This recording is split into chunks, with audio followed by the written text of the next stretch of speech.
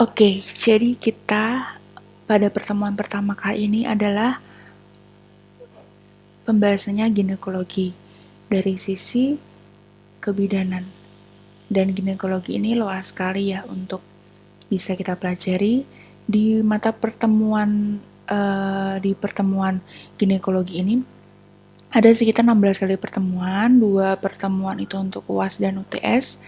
Kemudian nanti dibagi 2 karena kita ada satu tim terdiri dari saya, kemudian juga ada dengan satu lagi yaitu Dr. Hafi. Nanti kita akan kolaborasi untuk mata kuliah ginekologi. Untuk pertemuan dengan saya semuanya berjumlah 7 kali pertemuan sebelum UTS, dan untuk Dr. Hafiz semuanya setelah UTS. Jadi untuk mempermudah penjadwalan nanti bisa segera menghubungi dosen terkait. Oke, kita lanjut ya untuk ginekologinya. Jadi untuk pengertian, ginekologi itu berasal dari kata ginekologi yang secara harfiah berarti ilmu mengenai wanita atau science of woman, yaitu cabang ilmu kedokteran yang khusus mempelajari dan menangani penyakit-penyakit sistem reproduksi wanita, bisa dari rahimnya, vagina, maupun ovarium.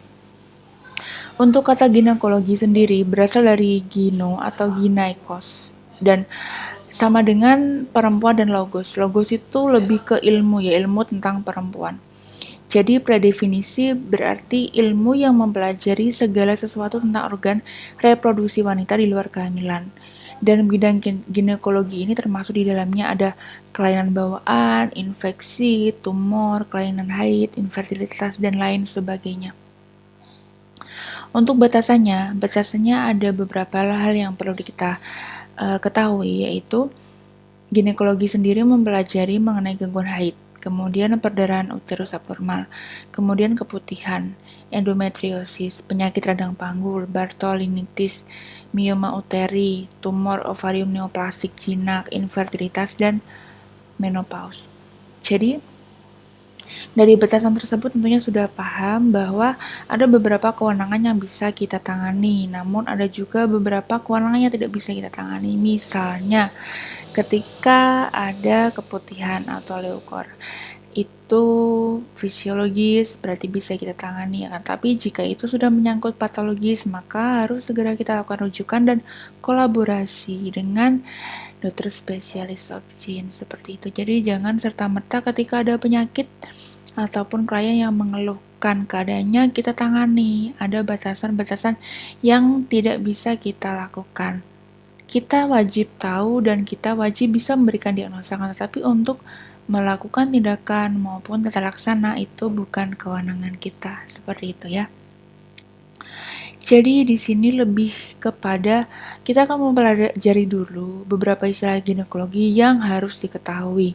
Banyak sekali yang harus diketahui untuk semester kali ini. Kita coba satu-satu karena ini banyak. Jadi nanti mungkin dalam satu pertemuan minimal pertama kali kita harus tahu beberapa istilah penting yang akan nanti tentunya banyak sekali kita bahas di mata kuliah ginekologi. Jadi ada sekitar 126 istilah dan itu tentunya wajib tahu ya. Kalau untuk tata laksana atau apapun kasus mungkin sudah beda ranah dan sudah beda wewenang, tetapi wajib mengetahui apa itu istilah-istilah yang berkaitan dengan ginekologi. Kemudian nanti di pertemuan kedua baru kita membahas mengenai kelainan apa saja di organ reproduksi dan penata laksanaannya, entah itu karena hormonal, entah itu karena kelainan genetik, dan sebagainya.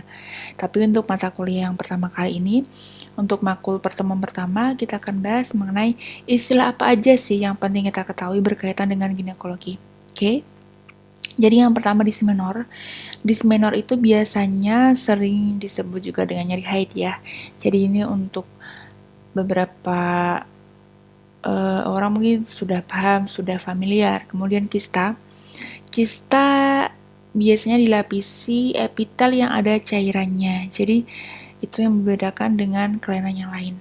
Kemudian amenor. Amenor itu adalah keadaan tidak ada haid Minimal setidaknya setelah kita anamnesa selama 3 bulan berturut-turut. Jadi kalau hanya 1 bulan saja itu belum bisa menentukan diagnosa jadi A minor.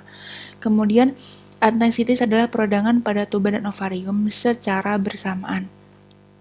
Kemudian adenomiosi adalah kelainan bentuk pada uterus. Jadi ada invasi dari jaringan endometrium ke lapisan myometrium. Oke. Atresia hymenalis berarti tidak ada atau biasanya tertutup lubangnya pada himen dan tentunya perlu tindakan lebih lanjut. Kemudian atresia labio minor itu adanya kelainan kongenital yang dalam kondisi ini adalah di depan vulva ini dia menghilang seperti itu sehingga tidak ada lubang untuk pengeluaran air kencing ataupun darah haid. Kemudian atresia parsial hipoplasia tuba, artinya tubanya panjang dan sempit sehingga tentunya bisa menyebabkan adanya gangguan ya pada fertilitas. Kemudian atresia vagina berarti tidak adanya atau tertutupnya lubang pada vagina. Kemudian aquisita ini adalah perlekatan saluran serviks atau vagina karena radang, biasanya karena gonore seperti itu ya. Kemudian kanker serviks, kemudian juga kanker endometrium atau endometrial, kanker memei atau disebut juga kanker payudara, kemudian kanker ovarium dan kanker vagina. Ada juga kanker vulva, kemudian kandidiosis di sini karena invasi jamur kandida. Dan cervicitis berarti radang pada selaput lendir serviks. Chlamydiosis berarti disebabkan oleh infeksi karena chlamydia. Dan condyloma acuminata berarti lebih kepada pertumbuhan seperti kutil di kulit ataupun membran mukosa di genitalia eksterna. Untuk koriokarsinoma itu adalah adanya benjolan berwarna merah kebiru-biruan disertai nekrose di jaringan sekitarnya. Kemudian dermatitis alergika berarti dia sensitif terhadap sabun. Kemudian displasia serviks adalah abnormalitas perkembangan deviasi seluler pada epitelium. Jadi di epitelium cervix uteri itu dia mengalami abnormalitas. Untuk distrofi atropik adalah infeksi pada vulva, sehingga di situ vulva menjadi pucat dan berkilat. Untuk dyspareunia adalah hubungan seksual yang menimbulkan nyeri. Untuk dysgenesis ovarium adalah gangguan pada perkembangan ovarium. Dysmenor tadi sempat dibahas di awal. Kemudian endometriosis, radang pada endometrium. Kemudian endometritis adalah radang pada endometrium. Kalau endometriosis berarti dia jaringan endometrium itu ditemukan di luar cavum uteri atau di luar myometrium. Kemudian erosio porsio adalah terdapat daerah yang merah menyala pada porsio yang mudah berdarah. Fibroma, kemudian floor albus, kemudian fistula genitalis, galaktore ini lebih berkaitan kepada payudara karena air susunya berlebihan. Kemudian gonore ini masuk ke infeksi menular seksual. Kemudian granuloma inguinale, ginogenesis, hipertrofi myometrium. Hipertrofi myometrium berarti lebih kepada hipertrofi dari otot-otot myometrium. Kemudian hipoplasia uteri, artinya penurunan jumlah sel pada rahim yang menyebabkan rahim menjadi mengecil. Kemudian hermaprodit, di sini hermaproditimus ya kalau istilah domestisnya, berarti adanya jenis kelamin pria dan wanita dalam satu individu. Lanjut ke hipoplasia vulva, hymen imperforatus, nanti kita bahas di pertemuan selanjutnya. Hipermenor, kemudian hipertrofi myometrium, infeksi traktus urinarius. Infertilitas ada 2, primer sama sekunder. Kemudian intravenous hemomatosis, jadi di sini adalah penyebaran tumor mioma. Kemudian IVA mungkin akan dipraktekkan ya ketika asuhan kebidanan KB, ada IVA. Kemudian ulcus mole, kemudian karsinoma duktal atau ductus biasanya bilangnya, kemudian karsinoma lobular, kista, tadi sempat di awal ada kista, kemudian kista dermoid, kista folikel, kista corpus luteum, kista adenoma mucinosa, kemudian kista parauretra, kista sebase, kista adenoma serosa, kemudian chlorosis vulva. Ada juga lipoma. Lipoma ini biasanya tumor jinak ya, karena dari sel lemak yang matur. Dan sebagian ataupun seluruhnya biasanya terdiri dari sel lemak janin. Kemudian leiomyosarcoma, leishmatosis peritonealis disseminata, kemudian limfoma.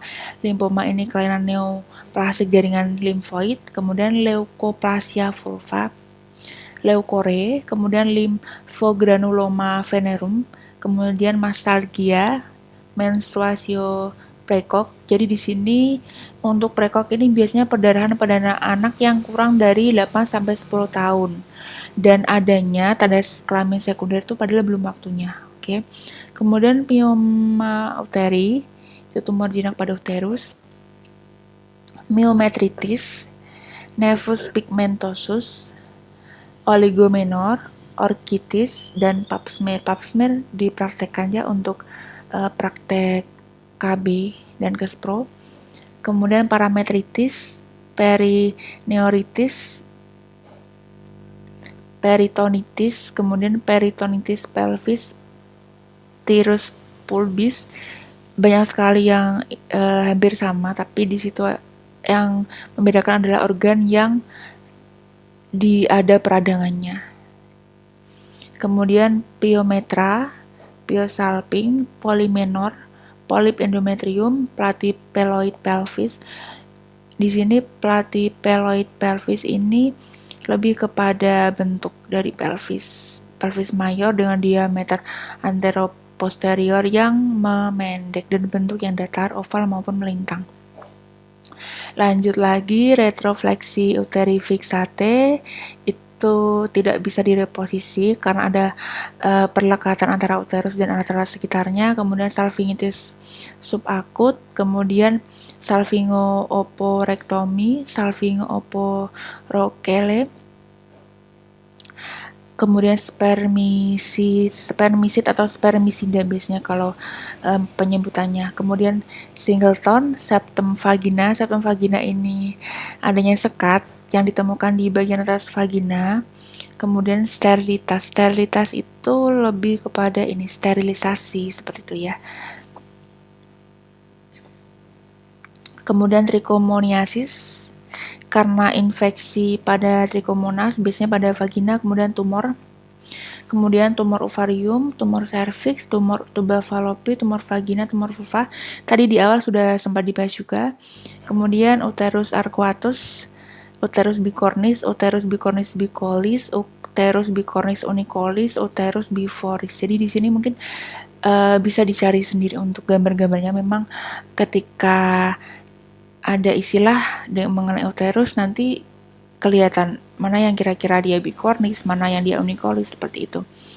Kemudian uterus bilocularis, kemudian uterus parvicolis, uteroplacental insufficiency, kemudian ada juga vaginismus dan vaginektomi, dan ada vaginiperinektomi, vaginitis radang atau infeksi pada vagina, vaginitis atropik, vaginoperineal, dan visceral pain.